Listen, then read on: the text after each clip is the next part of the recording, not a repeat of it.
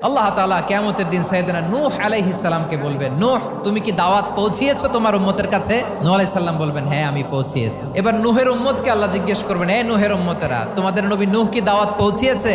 নূহের উম্মত বলবে, না আল্লাহ, কোনো দাওয়াতও আমরা পাই নাই, আপনারাও চিনি নাই, জান্নাতও চিনি নাই, জাহান্নামও চিনি নাই। নূহ আলাইহিস সালাম বিপদে পড়ে যাবেন। তখন আল্লাহ বলবেন, নূহ তোমার পক্ষে কোনো সাক্ষী আছে? নূহ আলাইহিস সালাম বলবেন, আছে। কে?